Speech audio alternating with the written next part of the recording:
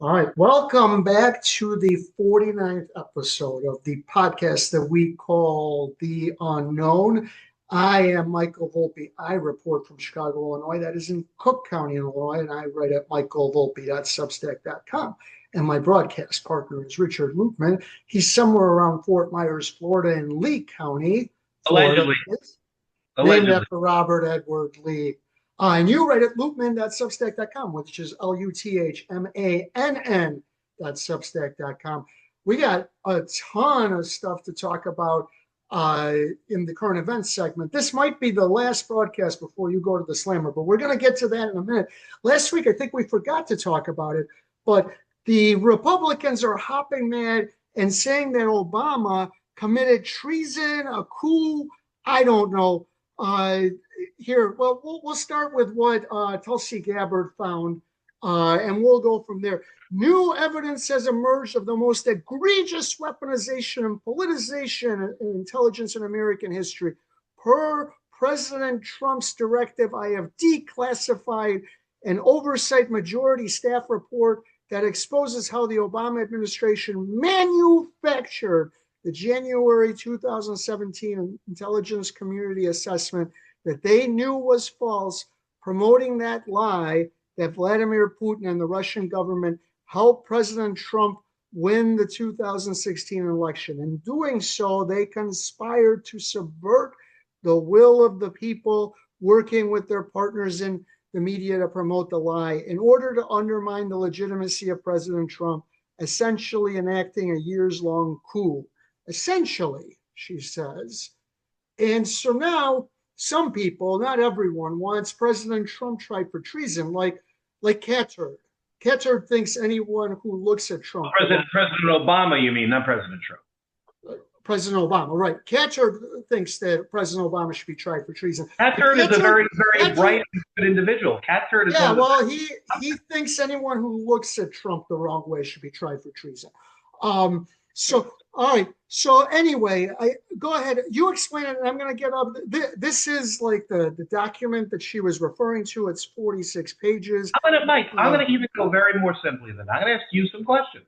Okay. First question. Where were you born, Michael? I was born in Moscow in the Soviet Union. The Soviet Union. And when you were born there, was that place called the Evil Empire? Well, by President Reagan. And would you agree with his characterization that it was the Evil Empire? Well, obviously, we moved from there, yes. Okay, and so you're a Jewish person, correct? Right. Well, one of the reasons we moved. And you were persecuted. You were persecuted in the Evil Empire because of your religious faith.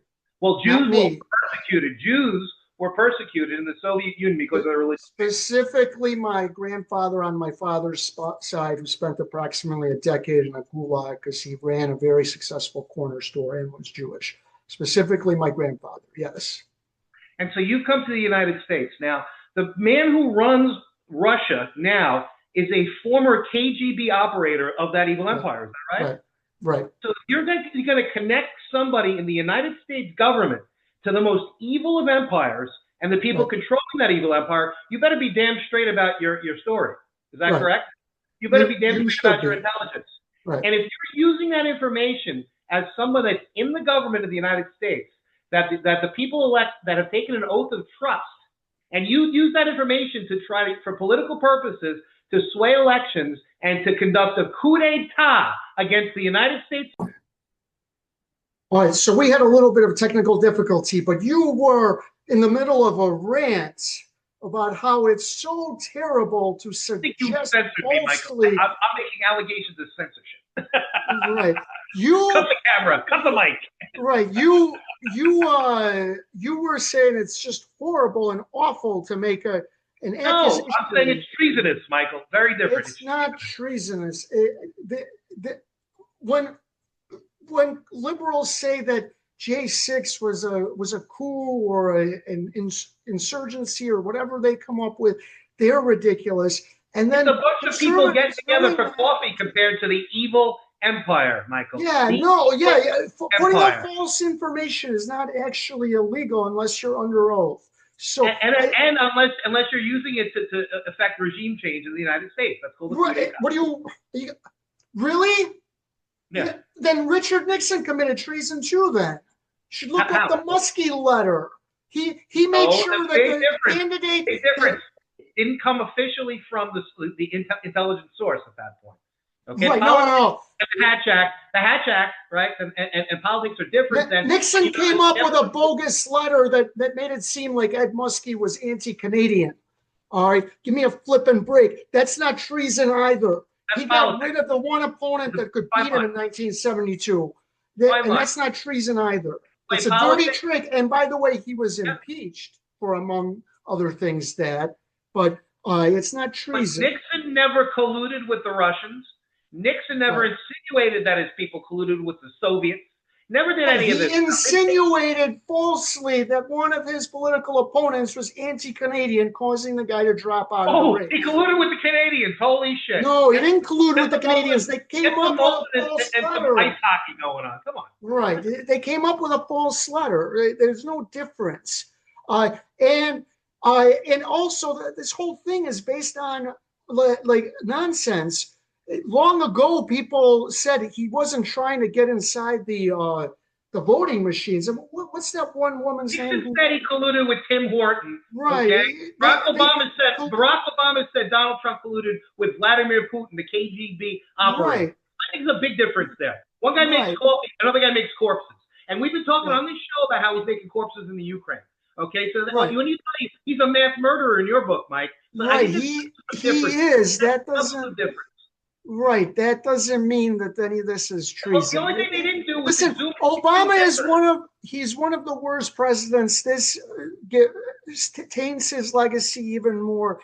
That I agree with. It's complete and utter garbage to say. I'm going to tell you two rules of American culture and American law. The rule of American culture is in action movies, the black guy always dies first. The rule of American law is in a conspiracy, the black guy always goes to jail first. If I was Barack Obama, I would lawyer up very quickly. Right. He's not going to jail. Say that now. You want to rip the country apart. You charge that guy with treason. You got Trump is doing exactly what I was afraid. I bet you Trump gets him charged. I bet the DOJ charges him and Trump pardons him for the sake of the country. Yeah. No, and then he wins the midterms. And then he goes on to Mount Rushmore. Right, and he's not going on to Mount Rushmore either. And if he charged him just to pardon him, that would look almost as bad. The DOJ right, almost as bad. He's doing exactly what I feared, which is going after his enemies through the legal system, suing everyone he doesn't like civilly, and then threatening charges for everyone. Threatens Elon with deporting him. It's completely really bad stuff. This is third world type behavior. All right. So on a more positive note, Trump with another trade deal. I'm pushing my grade on trade to a B+. He's got trade deals with every important country except for China. Once he gets there, he's at an A+. They keep some tariffs in place. They're not as significant. 15% isn't 25 or 30 like he was threatening. And I think the Europeans committed to 750 billion. I don't know over the time period. That's an important part. In natural gas, I think imports, some sort of energy import. We got a lot of natural gas because we frack. And that's a big deal for a lot of reasons, because the Europeans, that is, are now less dependent on Russian natural gas. So I think he is playing a little bit, maybe like 20D chess here. That's a way to pressure Putin. I presume Putin's thought has had like a counter for this, because he had to expect something like this to happen. So we'll see how much it affects Putin. He also pulled up the timeline. He gave him 50 days. Now he wants a week, Trump that is, to make a peace deal. But this is pretty significant. It didn't look like they were going to make a deal with the Europeans. Your thoughts? Well, I will tell you what the grade is. Not a revised grade. It's been the same grade from the very beginning. A+. Donald Trump gets an A+ in everything that he's done with the trade policy, with the economics. He understood everything, and he got all these conehead, pinhead, idiotic, economists from the University of Chicago and Stanford and Berkeley and Columbia University and Harvard University that's saying that the tariffs would have been the end of the world. It hasn't happened. It's only helped. And the fact is that America is now respected again. These deals are great deals. Okay, you look at what's going on. The EU deal is a brilliant deal. Okay, it's a brilliant deal. And you know what? The pressure is on China. China will, mark my words, be making a deal, I believe, within the next quarter, because I don't think they can economically sustain. Their people are probably in the streets already eating the dogs and the cats.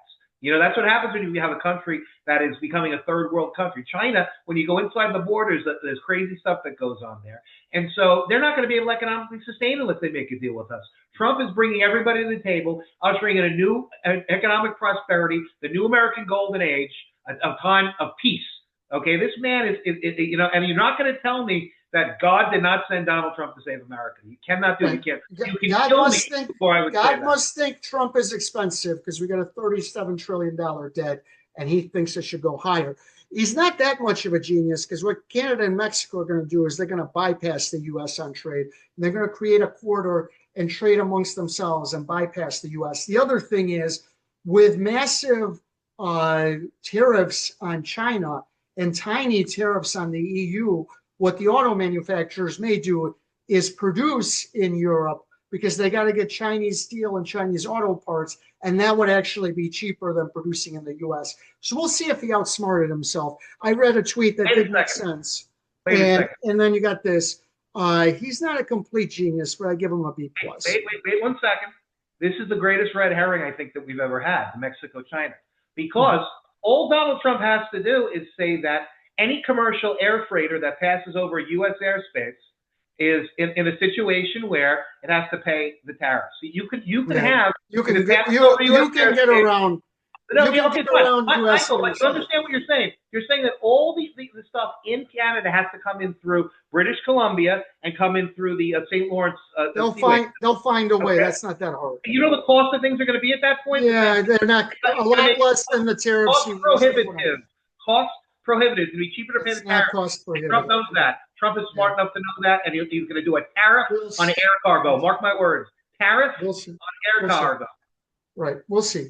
What he'll wind up doing is hurting the two biggest trading partners and putting them together. And so we'll see if it works out as well as you claim it is. The next thing is, you're still not in jail, but we're going to see for a week or so.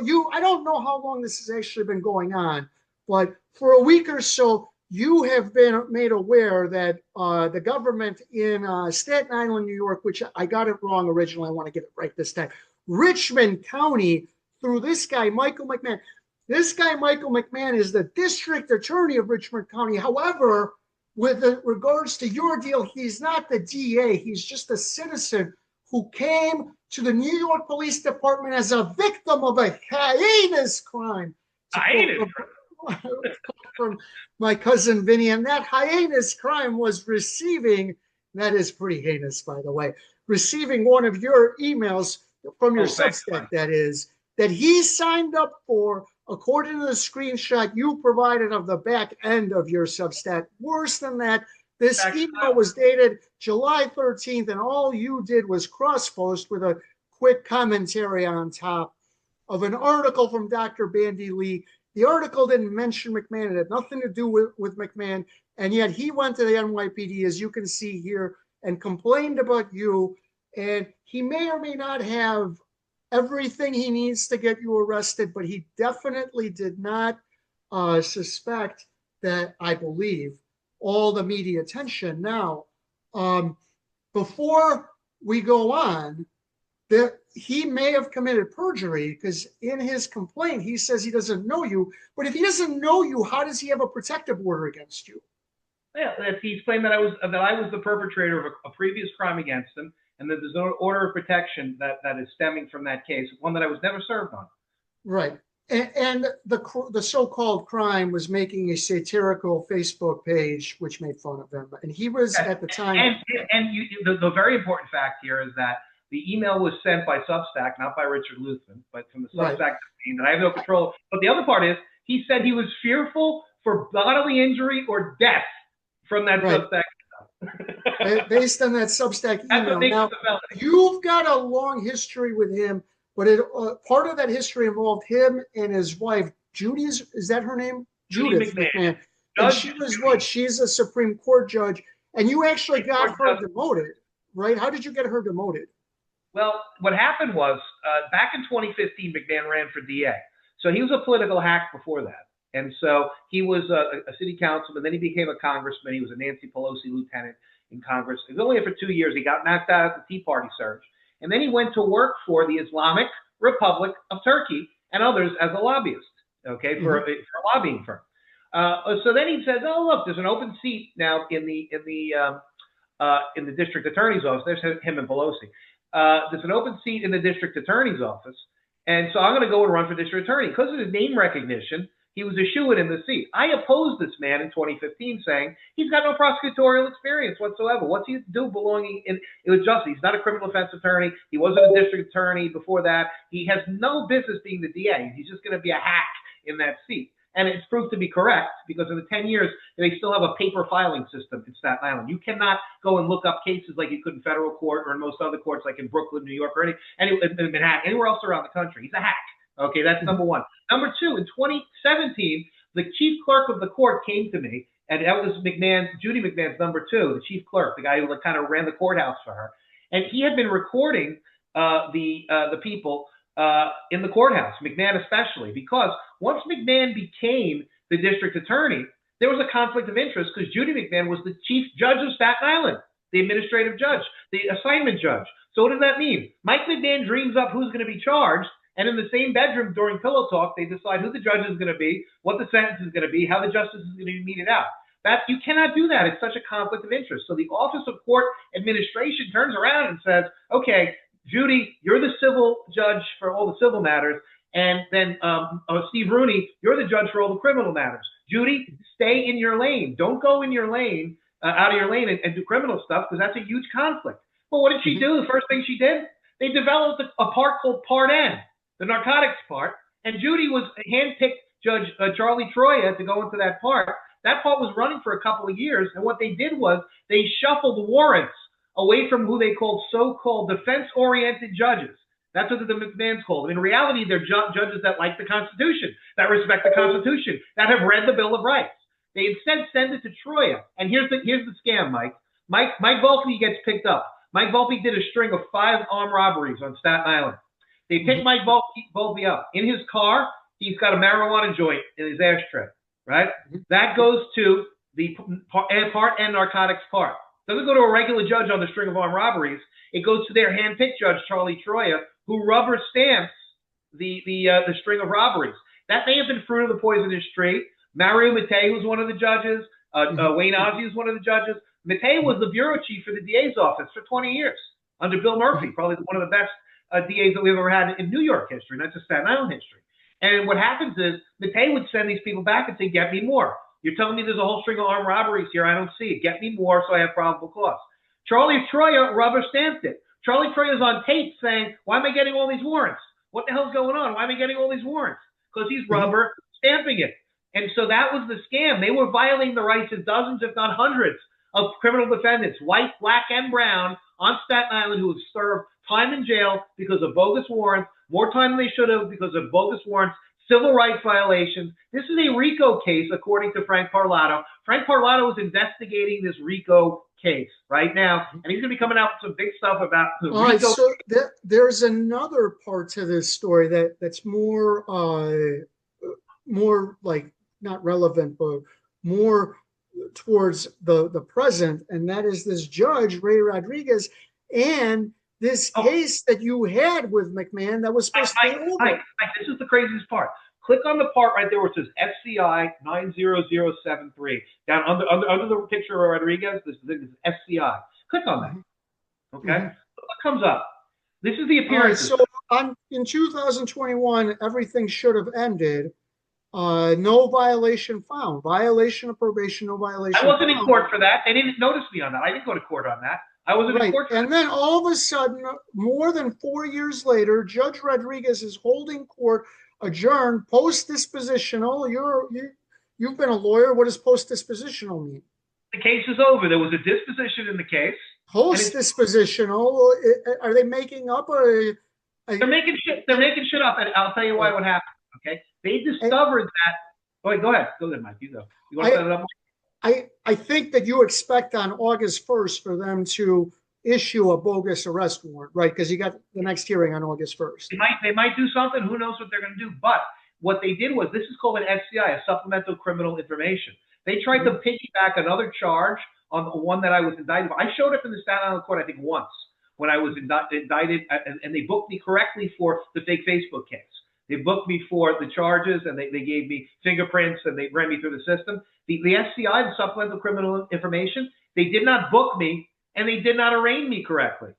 So what happens is, when you don't get booked and processed by the NYPD, you don't get arraigned correctly based on that, then that charge is bogus. The SCI is bogus, okay? And that's the paperwork I put in. I put in a motion, 27 pages with some exhibits showing that it's bogus. The plea deal that I took is also bogus, because if you have to take a plea in the United States of America, it has to be knowing, voluntary, and intelligent. You can't voluntarily, knowingly, and intelligently plead to something that's not a crime. They had me plead to something that was not properly and procedurally criminal jeopardy against me as part of the global deal that they put in front of me. So the whole thing, the baby goes out with the bathwater. I just discovered this a few days ago by the fact that they did this post-dispositional hearings on this. That's what they're trying to fix.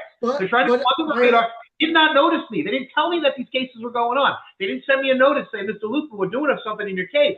Please come here for due process purposes and see what's happening, or send a lawyer or waive your appearance. Did not do that. They opened the door, and now I'm going to go storming through it, and I'm going to get this whole thing thrown out.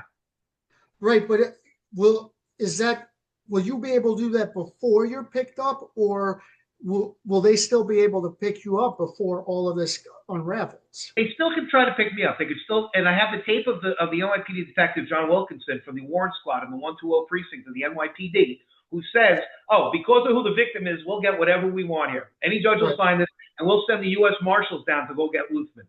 That's what he said. We have it on tape. And so the fact of the matter is, they might go do that. If they do that, I might have to spend 2, 3, 4 months in jail. But if I come out of this on the other side, I'm going to be a multimillionaire, and these people will probably be in jail. I've already talked to Ed Martin's office, the U.S. pardon attorney. I've been sending him everything. He's the weaponization group, the weaponization working group for the DOJ. He's the chair of that. Okay, he's keenly interested in weaponization type cases and stories. This is textbook. This case has been weaponization from day one. The 2015 stuff was political payback. The 2017 indictment in the feds was political payback by McMahon engineered. 2018 in New York State was engineered by McMahon. It was weaponization. It was a dress rehearsal for Donald Trump in New York City. And Mike McMahon is low-hanging fruit for the Trump DOJ right now and weaponization. They can't get Alvin Bragg, and they can't get Tish James, not yet. They may get them very soon. But if they can take out Mike McMahon, then the rats will be running from the sinking ship. They'll be running, and then the FBI, Cash Patel, Dan Bongino, and all the New York people in weaponization will have rats coming to them, flipping. Not only on McMahon, but on Alvin Bragg and on Tish James. This is the way to get rid of the loose. Listen, if they're coming to Cash Patel and Dan Bongino, nothing's going to happen. Those are the two biggest incompetents that we got in our government. All right, so we had all kinds of celebrity deaths over the week. We're going to start with the one closest to me. This is my first sports hero, Ryan Sandberg. Preceded Michael Jordan by a few months, his 84 season. He was in mid-season form by the time MJ, no, he was done probably by the time MJ came along. He died this week. This month we've had Malcolm Jamal Warner, Michael Madsen, who's the guy from Blacks? Oh my God, the guy from Ozzy Osbourne. You had the really old Hogan, Hulk Hogan, and the really old jazz player. Your thoughts on any of them? Chuck Mangione. We had a whole bunch. He was really old, and that's what old people do. They die. So Sandberg was only 65. Mangione was 84. Rhino, I felt bad about Rhino because he had a battle. Everyone felt bad about Rhino. We thought that he was in remission and he was doing a lot better. And then we found out beginning of the year it was back.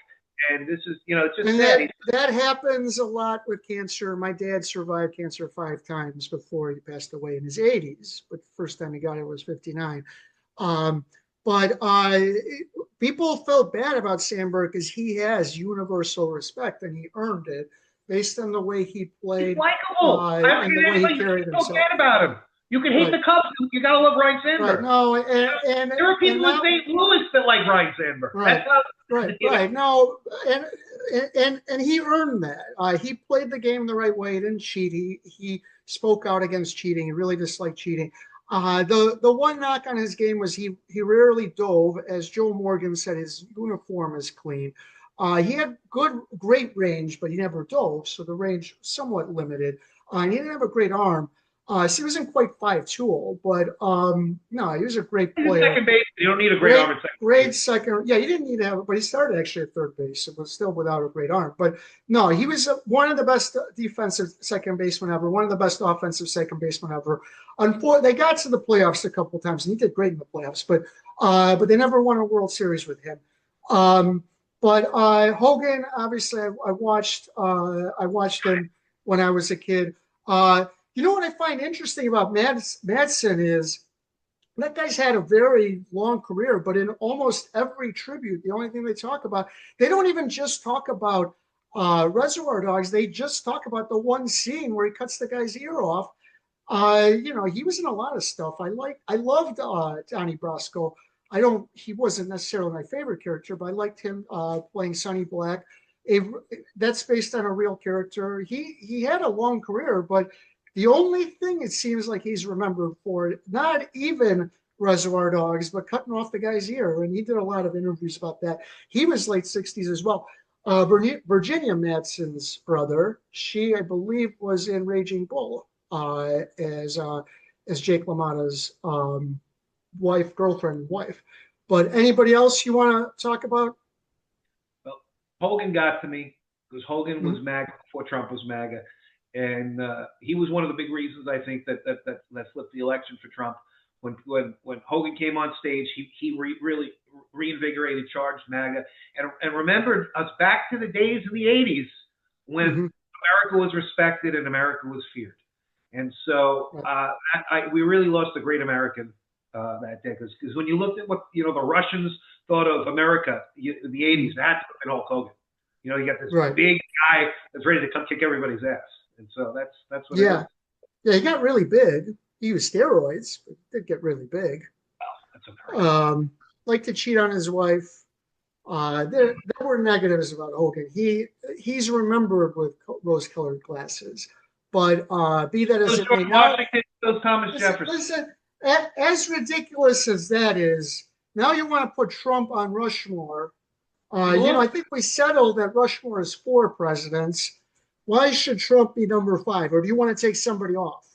No, we add him right there. See where that spot is over there? We can add him. The engineers already said there's a plan to add him right next to Lincoln. We can put Trump right there. I think he belongs there. I think that building on what he did his last time, I think that he's probably one of the most pivotal and greatest presidents that we've ever had. Now, you talk about rose-colored glasses. You look at 2 of those presidents, George Washington and Thomas Jefferson. They were great men, but they went out to the slave houses and they were, bumping uglies. They owned slaves. And so they were bumping uglies. George Washington died of syphilis and he didn't get it from Martha.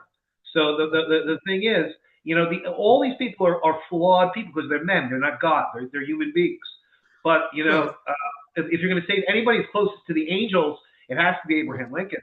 Abraham Lincoln was the man who freed the slaves. Abraham Lincoln stopped the Great Civil War. And Abraham Lincoln was assassinated because he was the president of the United States. Right. But also we have 2 others that were anointed by lead. And Teddy Roosevelt survived an assassination, and so did Donald Trump. But Roosevelt did a speech with the lead in his side. Trump went to the hospital. Trump was almost killed. If he didn't turn his head. Yeah, well, Teddy Roosevelt took a bullet and made a speech before he went to the hospital. You're not going to look. You're right that they owned slaves, and owning slaves was counter to everything that Jefferson stood for, which is liberty and freedom. for everyone except black people, apparently. And Jefferson's my favorite American, one of my favorite presidents, because as Bill, I'm going to forget he was the governor. Bill Richardson once said, the greatest land deal in human history, the Louisiana Purchase, a brilliant deal that expanded the U.S. at the right time. And he wrote the Declaration of Independence. He was the ambassador to France when the Constitution was being written. So he had somewhat little to do with like the finer points of the Constitution. But as far as the principles, one of the keys, obviously Washington, the general for the Revolutionary War, they put Teddy Roosevelt partially because it was built shortly after he was done being president. But he is a very significant president. He ushered in a new era of conservation. The national park system are there before him. He busted the trust. And he busted the trust. And Trump is ushering in a new American golden age where we're respecting around. And on that note, they had 3% growth for the first time in any quarter under President Trump. They have 3% growth. That's not bad. However, Bill Clinton averaged 3.8%. Ronald Reagan averaged 3.4%. So when you just get one at 3%, that's not very much. Reagan once had 10%. I'm coming, baby. That's what Trump has got to say. They might be. They might be. But when you combine it with the -3, it's like a 1.3%. He's not getting on. You want one other thing that would tear the country apart. You put this guy on Mount Rushmore.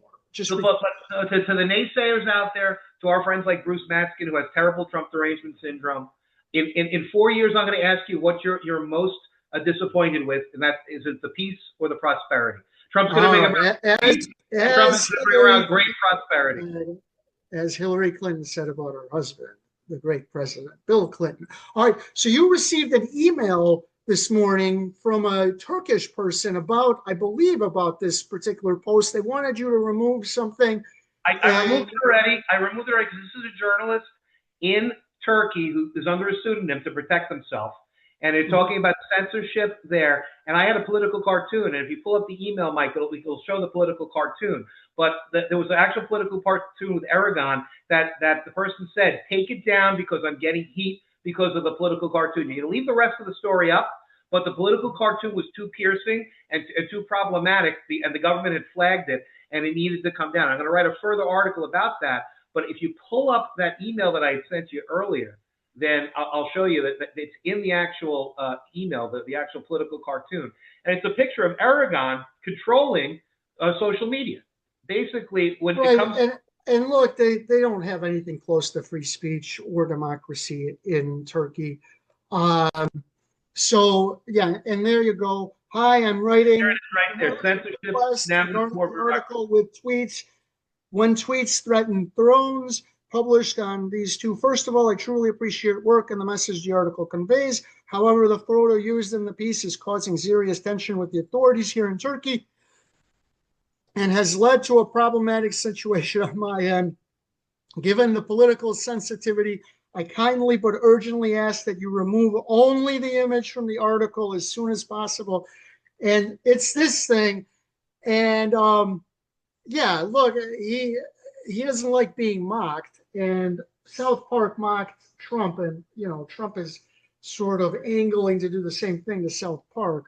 So Trump is doing kind of the same thing to his opponents because he sues everyone he doesn't like.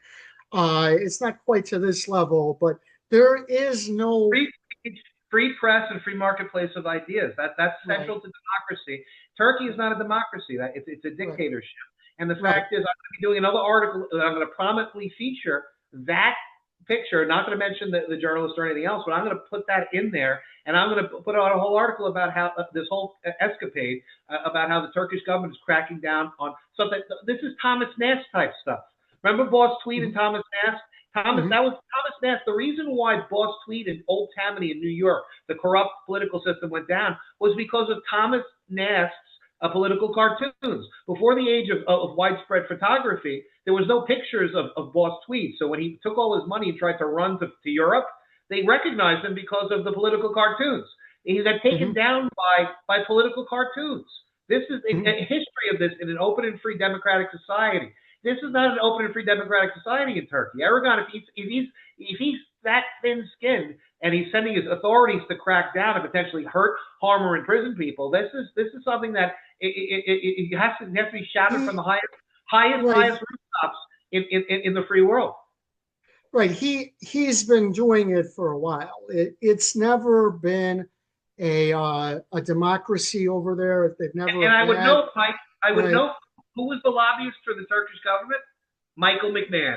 Michael McMahon was a former lobbyist for the Turkish government. So this is the type of crap that we're dealing with in this. All right. Now we're going to get to the What the Hales segment. There isn't that much going on. What the Hales refers to Jeremy Hales and his YouTube channel, which is very popular, nearly 750,000 subscribers. But as part of his, let's call it business model, he's decided that what he's going to do is sue people frivolously. And that is how we got involved. And some of the people that he's suing frivolously include you for saying mean things about him. That's actually what he's suing you for. And then he claims that it's some unfair trade practice. It's all a bunch of nonsense. Very little has happened. However, multiple times he has claimed on his very popular YouTube channel to have served you.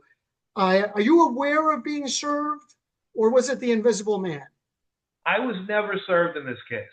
I was never served with service. Right. So he lied to his audience twice. So I put up a Facebook post about his lie. And this is an email that I have. Can one of you, and as you can see, our Shockit, that's Jeremy Hales. I sent it to Megan and all the rest of his crew. Megan Fox, my former friend, and we'll talk about her in a minute. Can one of you provide an affidavit of service of Mr. Ludeman? That should clear things up. If Richard Ludeman was served, there would be an affidavit. Shouldn't have put a question mark. Is there one? Can you provide one? They didn't provide one, so his fans went to work. Here we go. Here's one. Seems the court has already acknowledged service, so what's your problem? The court has not acknowledged service to Richard Ludeman. Show me where the court has acknowledged service to him. The only defendant not served was Super Dave. You're way behind, not surprising moment. That's not true. You're behind. Richard was added late, so his service window isn't up. I meant up, but he hasn't been served yet. And that's the last that she responded. So she couldn't even say, you know what, you're right. And then this guy, how about you do your own research? You know, good lazy ass bum. You're a journalist right then. If you look it up yourself. And I said, you're a bum, Lebowski. You're a bum, Lebowski. Right. There's no affidavit of service. Do you have? And then this guy. And your service is on its way. TikTok. I don't know what that means. They're going to serve you, I guess. I guess they're going to try to substitute you. I don't know. They're going to amend again. Who knows? Right. Why the hell should they reply to you? You're not even relevant in all of this. Do yourself a favor. Stop acting like a lawyer. I'm acting like a journalist. Yeah. Right. He thinks he's relevant. The best part, I'm not relevant. Why are you responding to my Facebook post? I got like 5 of his crew insulting me saying I'm not relevant. That's the best part. So anyway, there's no affidavit of service. He lied twice. He lied that I was served with Dinesh. He lied I was served again. There's no service on me. He's a pathological liar. I sent them the email last week that we read. They're pathological people. They talked about you. Where's the FBI, Mike? Tell them. Look, I'm irrelevant except for the fact that Jeremy Hales claims he's going to intercede in my child custody case. Besides that, I'm irrelevant. Look, back in February, he said local authorities, which should presumably be Levi County, Florida, and the feds are going to be involved because we were soliciting something or another. He doesn't understand what solicitation is. That didn't happen. He then claimed that he was going to intercede in my custody case. He's claimed twice that he served you. And these guys are in for a big surprise because I think the service window is either expired or is about to expire. So soon he's going to have to ask for an extension. If I was the judge, I would give him potentially till August 1st because I think the May 1st was when the summons was issued by the court. So you can't serve until the summons is issued. You get 90 days from that. But beyond that, he should get any dates because I was physically available to get served in the Middle District of Florida court, known because of the court dockets that they've talked about on the air and this and that he's talked to the other attorneys with the Dinesh Nashirvan case. I even said it on the record to Judge Nicholas Mizell, the magistrate judge in the Middle District. I said, look, I'm here. I'm half getting ready to be served here by Jeremy Hale's people. We talked about his case in the Northern District that I was named. I hadn't been served yet. I reported it to the court. Mizell was laughing because he said, it wouldn't be the first time you got served in a courthouse, Mr. Luthman. And we had a good chuckle about that. But it's one of those things, if he's going to try to make this same cockamamie argument that he made and Shockett made about the extension of service time, what's going to happen is I'm going to be able to, if they do serve me over the 90 days, I'm going to file a motion to dismiss, or I'm going to file an answer, but then I'm going to file motions on top of the answer. One of those motions is going to be to dismiss the case based on a defective service, and the defective service would be service outside the 90 days. So even if the judge granted an extension, the judge would have to then look at the reasons that they gave and then weigh in my reasons to say why the good cause shouldn't have been granted when they extended it, and they can throw the case out at that point because of service over 90 days. It's not like they get the order and the judge can give 140 days. Right. You can knock it back. That's all good and well. That's all good and well. But more importantly, once they file that, it will prove that he's lied twice about serving you, which is so insignificant. So why would you lie? And the only reason you would lie about something as insignificant as that is because you are a pathological liar and your fans are too flippin' stupid to realize it. And they continue to defend you. And so I wanted to talk a little bit about Megan Fox, my former friend, and play this from 2021. This is Australian journalist Grant Wyeth. There's Megan, there's me when we were all friends. And let's listen for about a minute and a half. Just mostly what I've been looking at is the way it kind of rewards abusive men, but I know it's not totally always abusive men that the system rewards. There are there was an article that I just read of yours this evening about the drug abusive mother. So it's not consistently a court system that's favoring men, but it seems to be that's a trend, with violent and abusive men, that they are being what rewarded. I think I see is the court system favoring abusers, Yeah. whether or not they are male or female. And it does seem to be a majority of them appear to be male, but there are also abusive females. I know we've spoken to Kenneth Rosa from the Father's Rights Movement, who his ex-wife was extremely abusive to him, calling in false police reports that are verifiably false. Right. We've looked at all that evidence. So it just appears that the court. So we had a conversation with Grant that mirrors the conversation you and I have had with State Senator Mark Fincham from Arizona, State Representative Rachel Kestrel from Arizona, and State Senator Tammy Nichols, all Republicans, I should mention, from Idaho. The thing that Megan and I did, he's from Australia. I would play the interview we did with Liz Perkins from the Daily Express, an award-winning journalist, a very respected journalist, except Megan has removed it.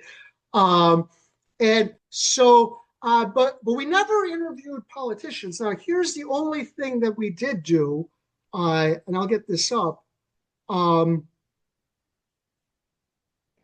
So this lady right here, her name is Cindy O'Loughlin. Now, when we were in St. Louis, and we were there for 3 days, one of the days we went to the Capitol, we met with her for 3 hours, and then she put together a Facebook post that received a little publicity, but she never followed up. The stuff that's happening in Arizona, the stuff that's happening in Idaho, we couldn't get in Missouri. And folks, what you have to understand is all of this started with Megan and I with a Zoom conference that I received from a confidential source of almost 40 corrupt guardian ad litem in the St. Louis area acting corrupt. And that blew up into a million different things. So there was actually a lot of pressure for them to do something, and they still wouldn't do it. So we didn't get the kind of action that I'm getting with you. And I'm not blaming Megan. I think that basically what Megan and I did was like the base for what's happening now. And so we are benefiting from the things we did 3 and 4 years ago. But the larger point is with Megan, when she was working with me, we're interviewing journalists from Australia, journalists from England, Wayne Dolcefino, one of the best journalists in the history of the US. Now she interviews Tug and Rosalind Duke. And I'm just trying to figure out if she really thinks that she's in Sarah Michelle Wolf. Don't forget her. And Sarah Michelle Wolf. And I wanted to play one other thing. So she mentioned a guy named Kenneth Rosa, who was with the Fathers' Rights Movement at the time. That's Kenneth. So one day we went to the Capitol, another day we held a press conference, and here's Kenneth talking at the press conference. Rosa with the Fathers' Rights Movement. For decades, people have complained that inside these walls there are illegal actions that have been going on with the actors of the family courts. Now, thanks to emails from presiding Judge Burton and a leaked video call of 39 attorneys and guardian ad litems from this county, we now have definitive proof that there are people and actors with this court. My GAL is Elaine Kudlowski, and she absolutely destroyed my 2 children's lives and left them with their abusive parent, which happens to be the mom in this case. Parents want to be in their children's lives, can't jump through enough hoops or reach enough goals to satisfy these courts to become a fit enough parent to be with their children. The target continues to move until all the bank accounts are drained and assets are gone, and we keep redistributing the St. Louis County wealth back to the court actors, the GALs, the therapists, and all of the people that are profiting off of this extreme. It's not a broken system. It's working the way it's supposed to for their benefit, not ours, not our kids' benefit. Yeah, that's right. The people that are stuck in this unfortunate hell with all of these court actors until there's nothing left. Find themselves destitute, and then the case can finally be settled once all of the assets have dried up. The court isn't doing what's best for children, easing tensions from those entering a divorce or separation. They're making parents fight to the death over children in this adversarial system, or until all the money has been drained, whichever comes first. This court isn't promoting learning or research. All right, so we were exposing powerful people. Now she's exposing John Cook and Michelle Preston. Is she doing? Think about it. Like, what is she doing that benefits society now? I don't know. She's making more money. Maybe she is. She definitely complained about the lack of money. Breadsticks. Now, we met with Cindy O'Loughlin one day. We held that press conference another day, and we were only there 3 days. And the third day, do you know what we did? We did a documentary. Oh, you did a documentary. Okay. Right. Now, this is all of the family court stuff that she has. That documentary has been removed. Like, you see this? 51 unavailable videos are hidden. Do you know why she hid the videos? Because you're on them. Yes. Because she's that petty and pathetic. That because I'm on them, she removed 51 videos, including the documentary that she created. Now, Michael, I'm going to tell you something about beauty. You, Michael, are a beauty. But it's not about your physical appearance. It's about your heart. You're a journalist with a heart of gold. And you look at Megan, and she's a hideous person. Not because of how she appears, but because of how she treats other people.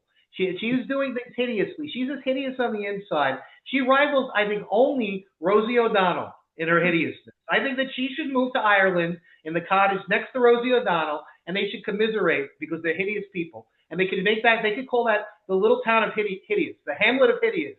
And they can live there together as hideous people for the rest of their lives. And I think the world would be happier for it. I think everyone except for the citizens of Ireland would be happier.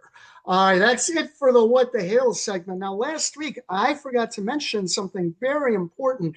I did a story out of Cook County involving one of our favorite law firms, Beermann.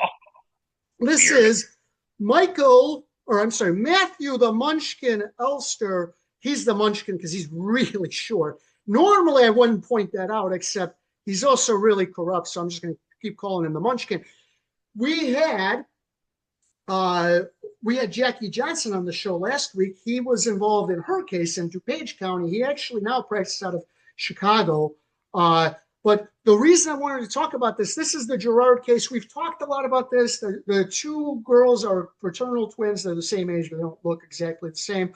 Gwen and Grace Gerard. They're going to be 18 in February. We're talking about 6 months now. This case is ongoing. There's a bunch of different tentacles of the case in state court and federal court. I'm not going to try to figure it out. I don't care. Bottom line is none of this needs to be happening because you're not going to be able to do anything about the girls. The girls will be safe. They're going to graduate from New Trier, one of the top public high schools in the country. They're going to go to a top flight college. After college, they're going to be very successful adults. They'll never have anything to do with their mother. That is entirely the fault of the mother, who was a sexual abuser, who tortured them. But then after she was discovered, rather than trying to make amends, she used the court through Beermann and others. But what's interesting about this is in a recent filing, it appears that Kent has figured out who are the corrupt judges and who are not the corrupt judges, because what's supposed to happen in Cook County is when a judge is removed from a case, they basically do like a pick out of the hat type system of all the remaining judges, like a wheel of all the remaining judges. Now, there have been a few judges who have already been on the case, so they have to be removed from the wheel. And the head judge is Regina Scanaccio. And for some reason, these judges right here were not in the wheel.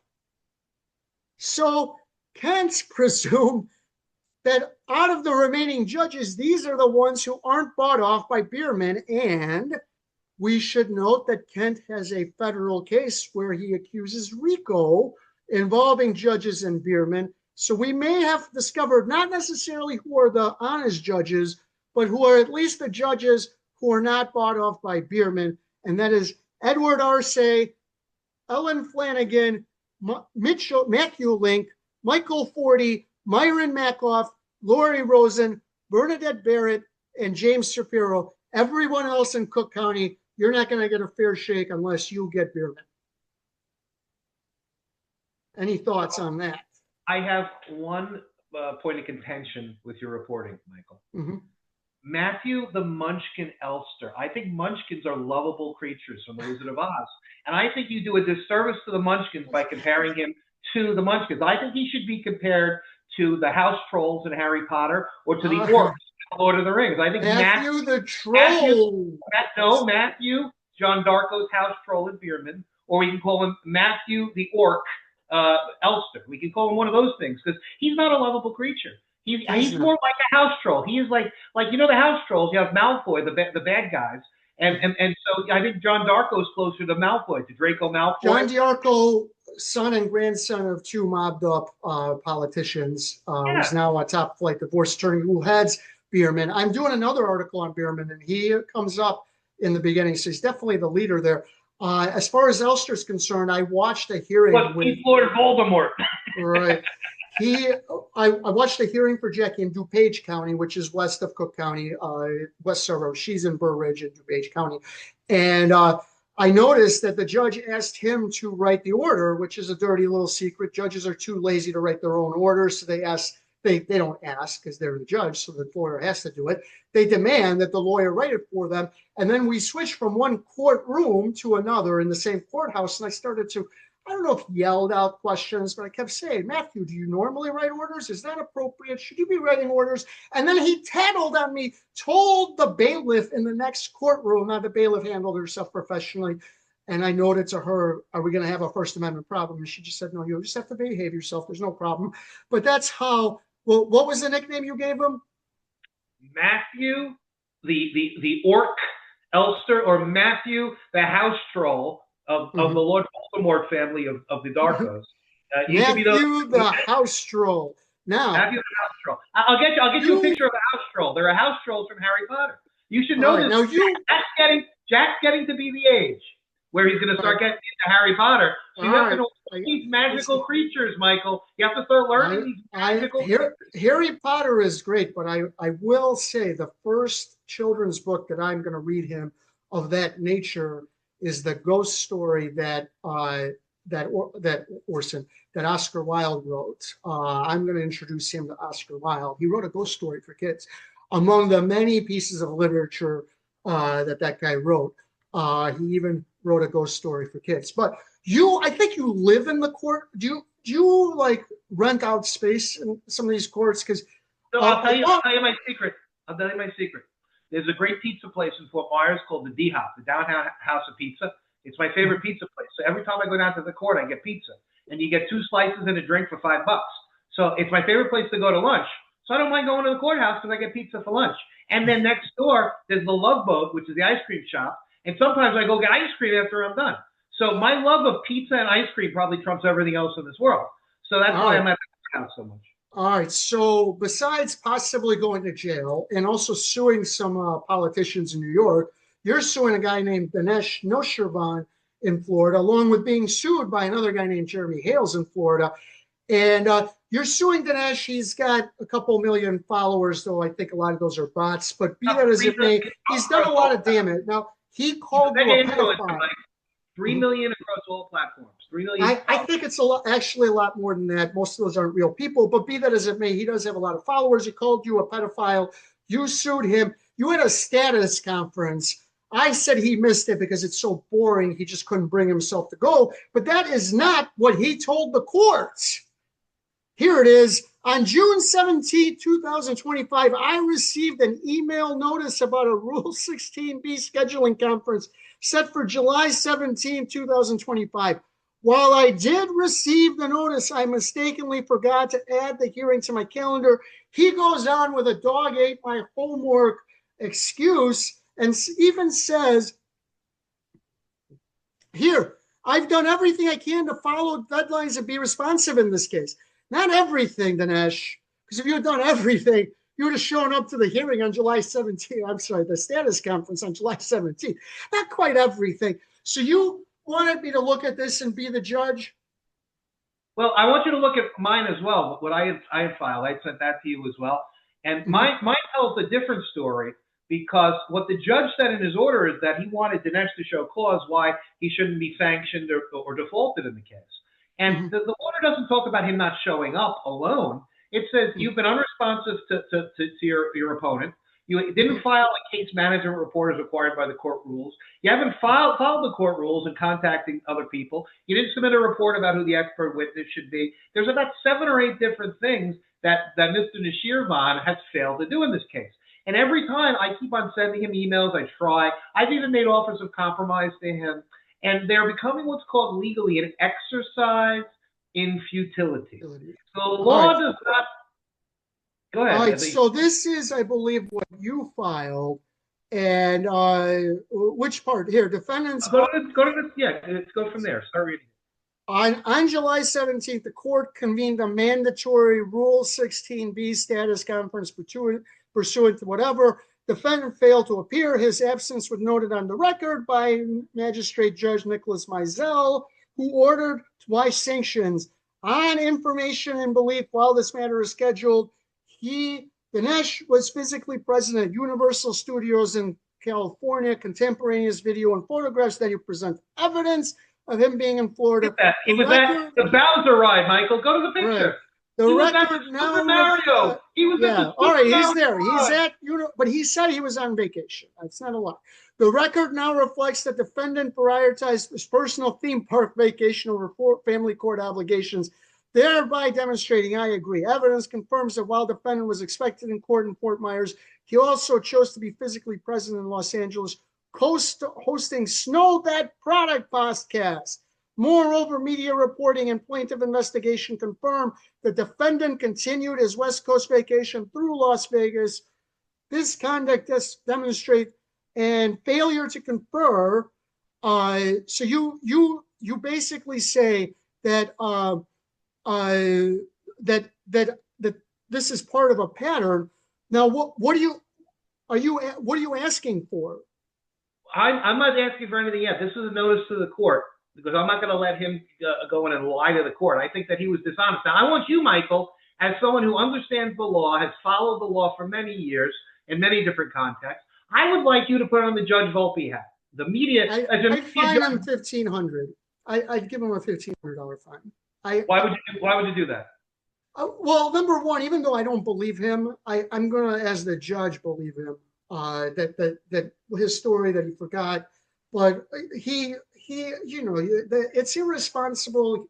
His argument is it wasn't malicious. I'll accept that it wasn't malicious, but you can't be that irresponsible. But I mean, how much you want to fine a guy? You got to be careful. They're already in court. They don't want to be there. What, you want to put the guy in jail because he missed the hearing? I wouldn't be that kind of a hard ass judge, but I would say any more, and you're going to be much more significant. And I would even write in the order, the court is skeptical of your excuse. However, it will accept it as accurate, but any further violations of court order will be much more frowned upon. And I'll give him a stern warning that if he continues with this, it's going to be much more serious. How much do you want to? How bad do you want to give it on the first? On the first one? I tend to agree. That sounds fair. Judge Meisel's a very fair judge, reasonable guy. The fact of the matter is, though, this guy is, he's the king of dilatory, delaying tactics. He did it in the other litigation. He doesn't have a lawyer right now. He's claiming that he's being dragged into this case in Florida. Meanwhile, he's suing people in Florida. He's suing. He's a plaintiff in that same courthouse suing people. How does he get dragged into a place where he's suing people? He's made the choice to file documents and sue somebody.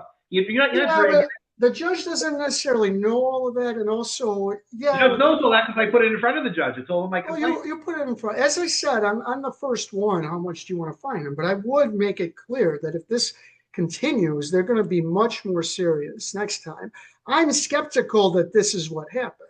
I think he thought that it's no big deal to miss a court hearing. That's what I think he thought. He didn't expect this kind of for the judge to come down on him this much. Now, the next one, and I'm working on a follow-up article to this, and it's going to be you and Marta, because you guys both have something called the I-card involved in your cases.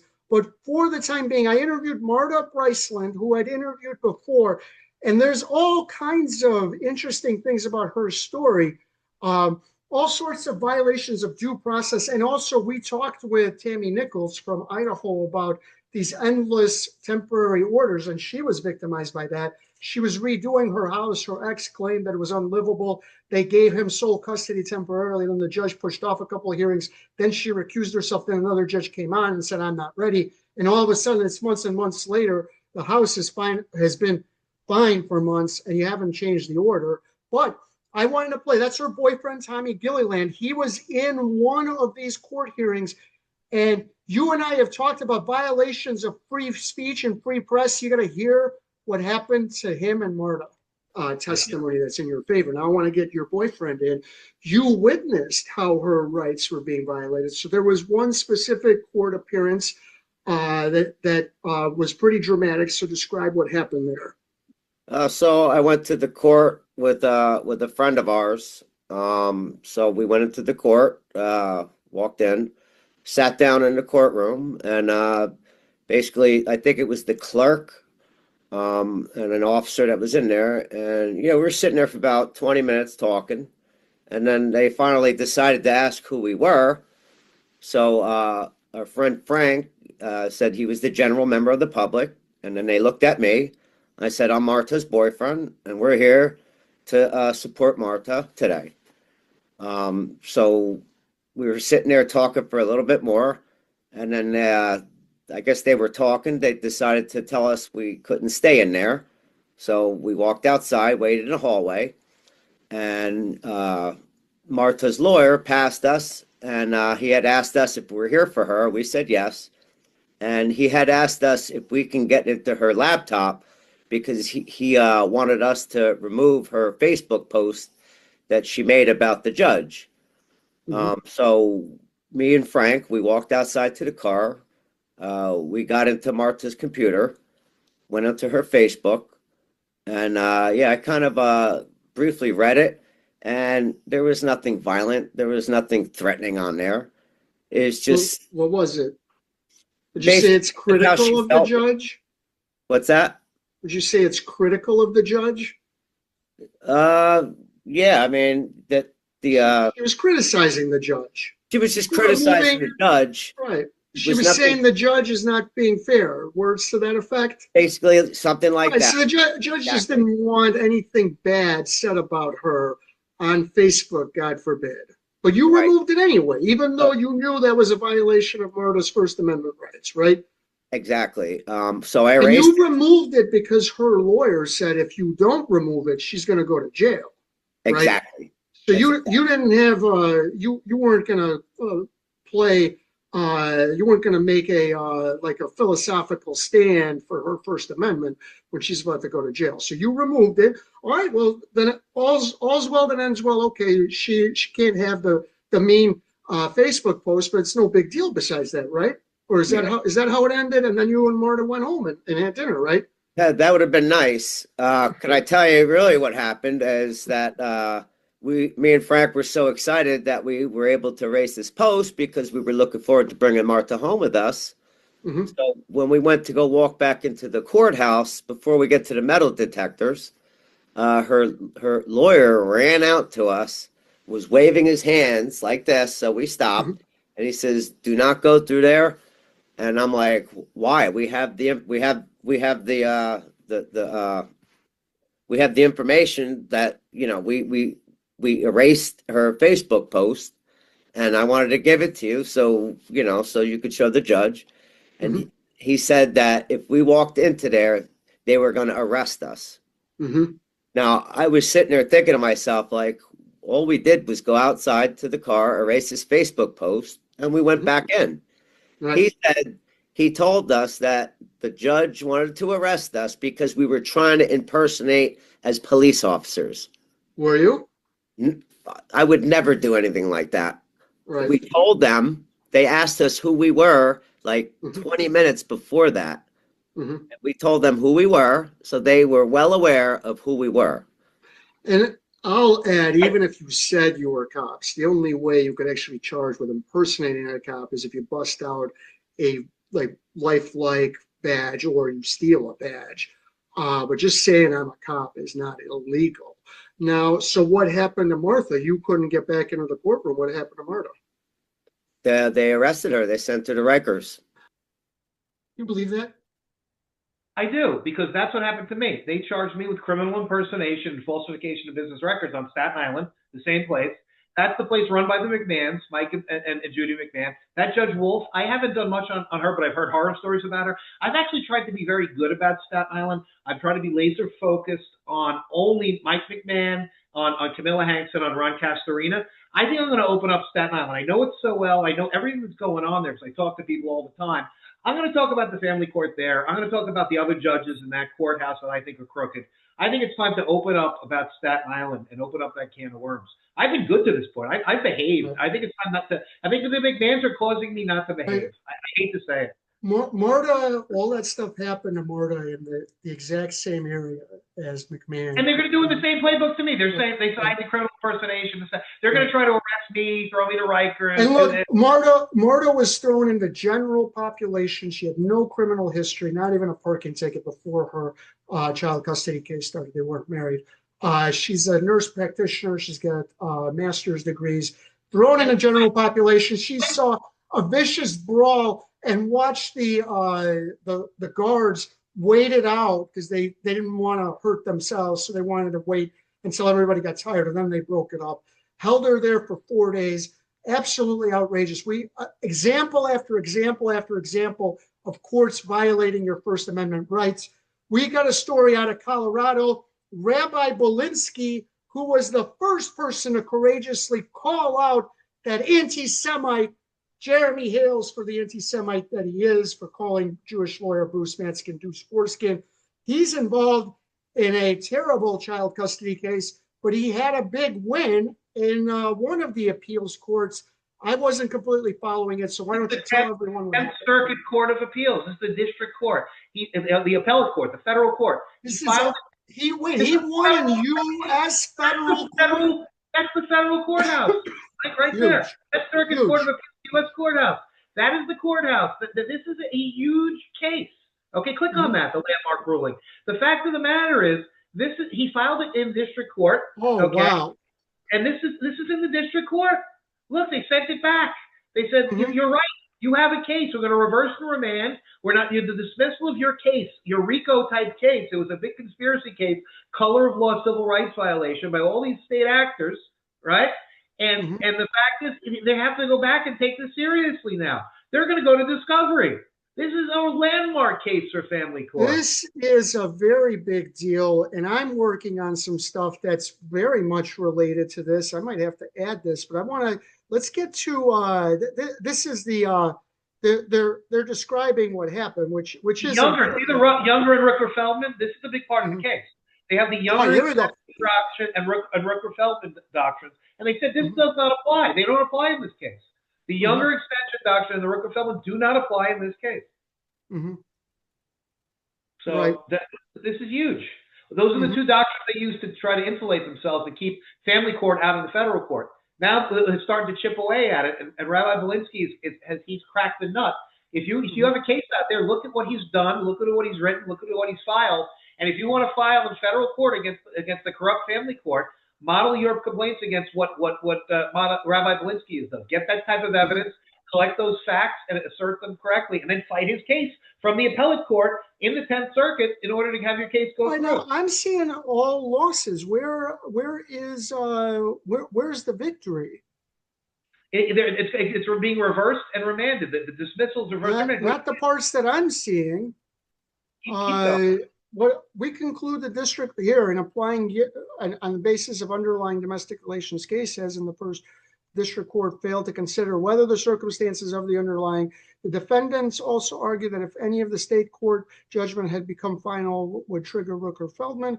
When Rabbi sued, proceedings were pending in the domestic relations case. The only state case that had been completed was the second. So it does look like he won on some things. We reverse the judgment in both appeals and remand both cases to the district court for further proceedings consistent. We grant motions to proceed in form of pauperous, which is important. That means they waive all of the fees and stuff. And by the way, I don't know how financially sound Rabbi Belinsky was before all of this, but he was financially sound. Okay, he wasn't, destitute. Now he's destitute. That's the thing. They forced this guy into destitution. And the problem is what this story shows is that the district court judges cannot just say a Younger extension and Rooker-Feldman and send the case away. They have to actually hold on. Whoa. Explain what does all that mean? Younger extension, Rooker-Feldman. Okay, so there's a rule that is in the courts that says the federal courts are not going to get involved in issues that are traditionally and clearly state court issues. Usually it's criminal law, state criminal law, state domestic relations. Correct me if I'm wrong, but Paul Boyne had both of these cases come up in his case. Am I right? Yes, this is a Paul Boyne issue too. So they're trying to say that the district court, like Dooley in Connecticut, said she just came and pounded her chest and said, Younger extension doctrine. The federal court must abstain from the state stuff. And then she said, Rooker-Feldman doctrine. This is a state court judgment. That's what they do. They go like gorillas and they pound their chest. And they don't look at the underlying facts. What the 10th Circuit said is, let's look at the underlying facts here. Given his claims, which we have to assume are true, those underlying facts could create what's called a cognizable claim for relief, which would entitle him to go to discovery. So that's the landmark part of this case. The courthouse doors are now open if you correctly can assert what you need to assert in federal court. We did this last week with Jackie Sample, and they kept on talking and saying this, that, and the other thing. They did not assert with particularity what was necessary to get relief in their case. Rabbi Belinsky did, and they dismissed his case anyway, pretending that he was like people who didn't assert things correctly, that did blanket assertions, not with particularity. But the appellate court said, no, we've read this document. There's enough here. You have to make a determination as to whether or not this is cognizable. And if the court comes and says it's not cognizable, that's one thing, because it's a very liberal pleading standard when you allege facts. And then what this court has telegraphed is, hey, guys, this is going to go to discovery. District court, send this case to discovery. Maybe it doesn't pass a motion to dismiss, but what this guy has said and alleged and the facts that he's marshaled, this is a case that the federal court doors are open. So right here, it does say case number 24-1351 is Rabbi Belinsky's appeal from the district court's final judgment in the first federal action. As noted, the district court dismissed the entire action based on Younger extension. This dismissal was erroneous, and now they're going to explain why. That's Relying right.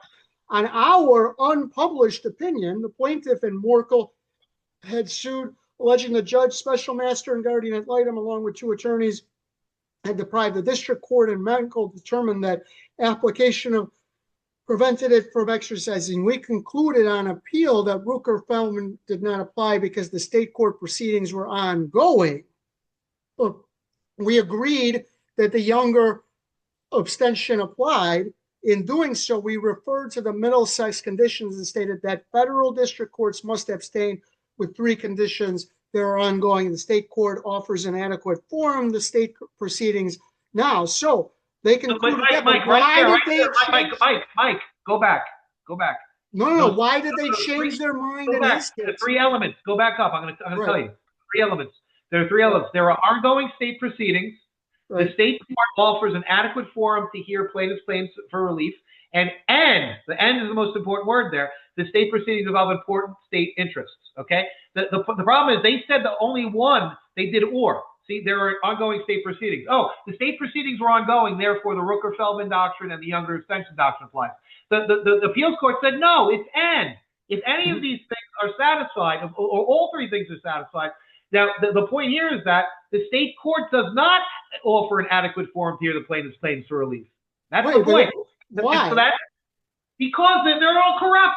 He's alleging systemic corruption. Is that what they're saying, or is that what you're saying? No, that's what they're saying. If that's the thing Belinsky is arguing. If they can argue corruption, color of law corruption, that's a cognizable federal claim. Color of law corruption under 1983, 1985, 1987, all those claims, you have claims. And so if you can articulate those claims, have facts to back them up, then the court has to entertain them. And if it's correct, it has to go to discovery. You cannot say Younger and this and that, because the state court, if the actors themselves are the ones that are doing the harms, that are using their offices improperly, committing civil rights violations, committing torts, you cannot get relief from the state court. This is the situation we're seeing across the country in the family courts. It's a machine. It's a family court industrial complex. It's corruption. It's systemic corruption. This is the key to the federal courthouse to root out systemic corruption. It has been opened by Jacob Belinsky and the 10th Circuit in this case. I cannot underscore how important this ruling is. This is almost a landmark ruling it could become. That's how important this case is. Well, it'll be important for what type of a person? Who can use this now? Anybody in family court that has had any type of person under the color of law deprive them of their rights, their liberties, harm them in any way, that's a cognizable claim under the civil rights of the United States. So a guardian ad litem does something to you, if a judge does something to you, if court-appointed people do something, if they conspire to do something to you, you can bring this case if you can articulate claims of corruption, of severe dishonesty, of fraudulent activity, things that would violate your civil rights. You have a right to due process. You have different rights. You have a right to opportunity to be heard, a right to have your petitions heard for redress by the courts. If they deny you of these things, in actuality, or as a matter of fact, and they're state actors, they're the state court system. They're people in the state courts. They're guardian ad litem that have immunity. You can bring them to the federal court because the state court won't give you relief. It's them. They're the cronies. You can take the cronies out, take them to federal court. So Jackie could theoretically use it in her case. She could redraft her document. Look at Rabbi Belinsky, what he's done, okay? Right. And look at that case and see how detailed and specific his claims are. He has a long history. He's been doing this for years, and he's putting this all together and documented meticulously. So he has very particularized allegations. Ken Gerard has kind of the same thing, too, in his case in Chicago. He's very particularized allegations. You need to be very clear, particularized as to what the fraud... I think, and I wanted to argue this with you, I think Jackie's complaint is particularized, and she didn't like that we downplayed that she could sue. I think her problem is that she's suing judges, and it's very hard to sue judges.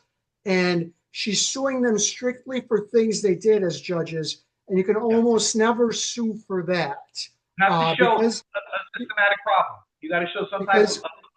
You got to show a scheme. You got to show that the fix was in, and you got to tell them how the fix was in. Listen, judge, a federal court judge, the fix was in this case, and here's how. This guy did this. This guy did that. This guy did this. This guy did that. Well, those four things aren't themselves on their face anything wrong. There was an overlying conspiracy to produce this result. Right.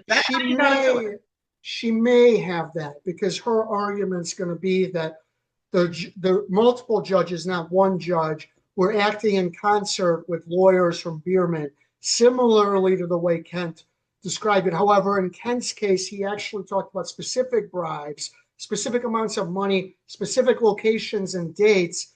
And Jackie wasn't doing that. And you agree with me that the governing U.S. Supreme Court is Stump versus Sparkman, a hideous, first of all, one of the worst opinions, in my opinion, in U.S. Supreme Court history. Maybe not the worst, but an awful opinion. In that case, this guy, Judge Stump, one of the worst judges in American history, was in his chambers. This woman comes in, says her daughter's hanging out with the wrong crowd, wants to sterilize her, and goes, sure, here's an order. He's in his chambers. She sterilizes her daughter, doesn't even tell her what she's doing. She thinks she's getting her tonsils out. Her daughter marries Leo Sparkman a couple of years later. They try to get pregnant. They can't get pregnant. They figure out what happened. They sue everyone. Almost everyone gives them tons and tons of money. The only one who doesn't give them any money is Harold Stump. It goes to the U.S. Supreme Court, and the U.S. Supreme Court basically says, too bad, so sad. We're going to anoint judicial immunity under Harold Stump, which means basically every judge has judicial immunity for any judicial act. Now, yes. In Kent's case, he's saying you're taking bribes. That's not a judicial act. The case I brought up last week is a case out of West Virginia with a Judge Goldstone who went from her courtroom to a guy's front yard, and it's taped. And so they said, well, you can't be a judge in the guy's front yard, so that's not a judicial act. There's another case out of Missouri that Megan covered, the Rocket twins. The judge went into a conference room and told the kids that they're going to live with their abusive mother. And same thing, you can't be a judge in a conference room. That's the difference. But I don't think in Jackie's case, any of the things that the judge did, he did or she outside of the courtroom. So I think that's where she's going to have problems. Am I right?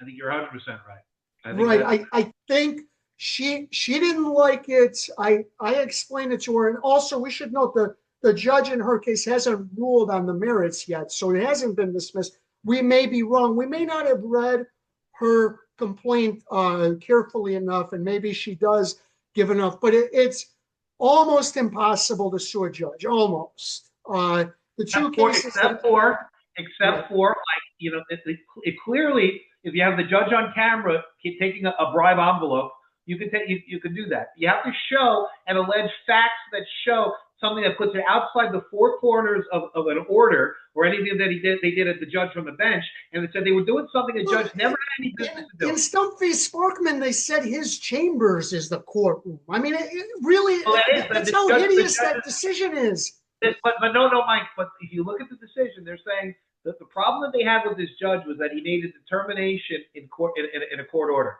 That's what saves in his chambers. In his chambers. Yeah, that's fine. That's what the judge is fine with. Oh, their stuff. Yeah. They didn't hold the hearing because it's in his chambers. But the judge could do that. An absolutely obscene opinion. And what I've never heard one senator in the 30 years that I've watched U.S. Supreme Court the nomination hearings ask about this case. Not one, not once has anyone asked, how in the world can you guys justify this opinion? And how do you explain this opinion? Ridiculous. But let's talk about this thing as our last thing right here. Judge Sanchez's gag order, war on mother and medicine. What's going on here? And that's Judge Sanchez. This is the robot dog daddy named Jay Scallon, and we showed last week or a couple weeks ago all of his sleeping videos where he goes to sleep, and he works for DHS, or he worked for DHS, and he was asleep during the day when he was supposed to be on Zoom calls and everything else. Well, I have to report breaking news that Jay Scallon, who's a member of the Chevy Chase Country Club, and his family is a deep state family in D.C., he has been promoted. He is now the chief of staff of FEMA, which in my mind portends that Trump will be mothballing the agency because he's sending people over there that are asleep at the wheel. So I guess there's no need for FEMA anymore because Jay Scallon is now the chief of staff. Now, this case is more, this story here is more about the judge, Judge Veronica Sanchez, who was a Biden appointee to the D.C. bench. And she's a hack, and she basically doesn't want to follow the science. And the science here is SPECT brain scans, and the renowned Dr. S. Gregory Hibskin, and that's Dr. Hibskin. He's both a PhD and an MD in brain science and a medical doctor, and he's 172-0. He's the Michael Jordan of getting Daubert-level admission of evidence of brain scans. He's done it in all sorts of personal injury, civil rights cases, criminal cases. He's a well-known expert to meet the Daubert standard. Well, Daubert, hold on. Daubert is a U.S. Supreme Court case that sets out the standards for someone to be an expert witness. Go ahead. So what this Judge Veronica Sanchez says is, I know more than the experts. You know, unlike Katani Brown, Judge Katani Brown, who said that she's not a biologist. Well, this judge is a biologist and a scientist and a medical doctor and everything else because she knows more than the experts, and she has made a psychiatrist and also an expert. She's a psychologist. She's everything. She's a mathematician. She's an astronomer. She's it all. She's everything that there is. And so she said with this order, she not only put a gag order. It says that Victoria Scallon cannot talk to the press, but she said she cannot share anything from the case with anybody except for counsel. Okay, and she doesn't have counsel, and she cannot. Any medical directives have to go through the court. So she cannot go to the urgent care for an emergency situation for her children. The court has, by the four corners of the agreement, has said that these children, you need to call the court first before the kids have to go to the urgent care. You need to call the court first before you get the advice of a doctor, of a medical personnel. Now, it's totally unconstitutional. It totally violates due process. It's totally insane. Insane is the real word for it. This woman, Veronica Sanchez, I don't know how she shouldn't be impeached for this order alone. But this is the deep state trying to cover up. Scallon's family is very wealthy, a D.C. family. They have a place in Beaufort, South Carolina. They have a place on the Canadian border by Michigan, almost like a Montebello type place. Like Montebello is the place where FDR used to have the Big Island. They have a Big Island house up there. They're a wealthy family. And this guy becomes the chief of staff of FEMA. You know, it just goes to show that he has the right connections and the right friends. He doesn't have the right abilities because we've shown him. It's not who you know. It's not what you know. It's who you know. One thing I'll add: the first he comes to Biden without the crack and the hookers. That's what I got it. The first story I did in Idaho was about Veronica Baez, and shortly after I did that story, the judge, in her case, Diane Walker, recused herself, and then her replacement, Judge Kyle Scow, who testified at the last hearing, sealed the case in the same way, basically a gag order in the same way. When these judges feel heat from the media, and you've been covering this case for a while, they like to seal cases in violation of the First Amendment. In Veronica's case, in violation of the Idaho Constitution as well, which says courtrooms shall remain open. That is not the same as sealing a case. So, right. And by the way, Kyle Scow acted very professional the one time I watched him. So that's why you keep courtrooms open, because judges are keep that girl right there. Emily Gelman, the attorney, that trollop over here. She's a perfect example of the D.C. deep state. She was a Michigan women's studies major. And what is she doing now? She's trying to attack the protective mother because her deep state masters in D.C. have told her, you have to go do it and you have to attack these people. That guy is from Graham Foster. He's the guardian ad litem from Jones Day. He's as wet behind the ears as wet can be. He was in law school this time last year, taking the bar exam, something like that. He's the first year at Jones Day is big law, and also the law firm that one Megyn Kelly worked for way back when. So, but this guy, look, all guardian ad litem should be removed. This is another example of why they should be removed. That so guy knows nothing. You have this stuff here. Look at the evidence you have. You have SPECT scans that show actual trauma. These aren't the SPECT scans from the children. The SPECT scans from the children are actually. Well, look, the argument is you don't know when the trauma happened. So how do you show that it's trauma? Dr. Hipkins calls a psychiatrist, a medical doctor, a neurologist, and he can talk to the children and he can coordinate that and he can give an expert opinion based upon that. So he can say, I can rule out the trauma happening for these reasons, but I can't rule it out for these reasons. And so if you're a family court judge, that's squarely relevant. Squarely relevant. If you have a father that choked the kid and then the kid has traumatic brain injury after that, you might say that has a contributing factor to the traumatic brain injury. And a medical doctor who uses science can determine that in an expert report if it meets Calvert standards. And Gregory Hipkins is the guy that does it. That's just what it comes down to. Okay. Anything else you wanted to add about that case? Not about that case, no. All right. I think we are done. We will be back next week.